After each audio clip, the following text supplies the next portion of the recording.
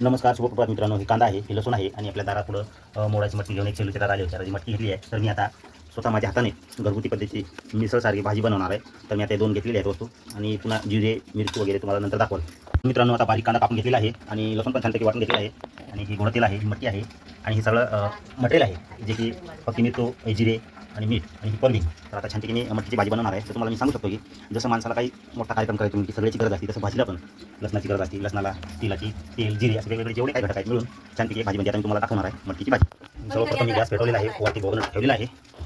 त्याच्यात तेल टाकलेलं आहे मी. छानपैकी थोडं तेल करू द्यायचं. तर बघा तेलाचं छानपैकी कडलेलं वाट येत आहे. आता मी त्यात जिरे घालणार आहे चवीनुसार. जिरे घेतलेले आहेत मी. जिरे टाकलेले आहेत मला. जिरेच्या नंतर लसूण टाकलेलं आहे छानपैकी. छानपैकी लसूण पण टाकलेलं आहे आणि एक 2-3 सेकंद याला भाजून घ्यायचं. आता हे बारीक कापलेला कांदा त्याच्यात टाकलेला आहे. थोडा मी एकटाच आहे भाजी करायची, त्यामुळं एका हाताने मोबाईल पकडायचा आणि एका हाताने मटेरियल वगैरे टाकायचं थोडं आवड आहे.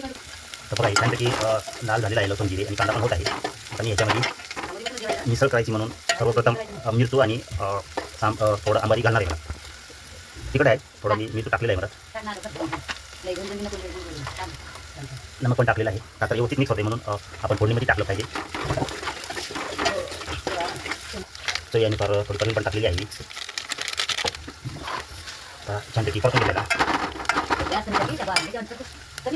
बघा. छानपैकी समजा जिरे, लसूण, कांदा, मिरचू, मीठ आणि परवीन छानपैकी तेलामध्ये भाजून घेतलेली आहे मी. आता ही जी मोड आलेली मटकी आहे मी त्याच्यात टाकणार आहे, बघू शकता. तर बाकी अशी टाकलेली आहे. आता हे पकडून छानपैकी मटेरियल मिक्स झालेलं आहे मटकीमध्ये. बघा तुम्ही आता थोडं मी पाणी घालणार आहे. फोडणी आता परत वाढणार, नंतर मग पाणी टाकणार.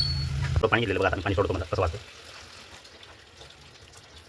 फोडणी थोडी कमजोर बसलेली आहे. याच्यामुळे कमजोर बसलेली आहे की ऑलरेडी पहिल्याच मटकीमध्ये धुवून घेतल्यामुळे थोडं पाणी होतं, त्याच्यामुळे फोडणी कमजोर बसलेली आहे. बघा मित्रांनो, आता मी तुम्हाला दाखवलं नव्हतं. तर मी आज मोड आलेल्या मटकीची मिसळ बनवलेली आहे. बघा छानपैकी फोडणी दिलेली आहे आणि आता 5 ते 7 मिनिटांमध्ये मटकीला आपल्या उकळी येईल. नंतर मग ती खाच्या योग्य होईल. बघा तुम्ही छानपैकी मी फोडणी दिलेली आहे स्वतः माझ्या हाताने. मी बापूसाई माझ्या हाताने आज मटकी मिसळची भाजी बनवलेली आहे.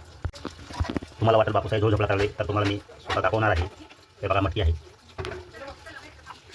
बघा.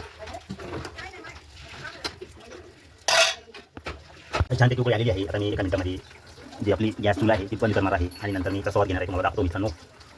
फायनली मी आता जेवत आहे मित्रांनो. बघा चपाती आणि मटकी मिसळची भाजी छान झालेली आहे बघा.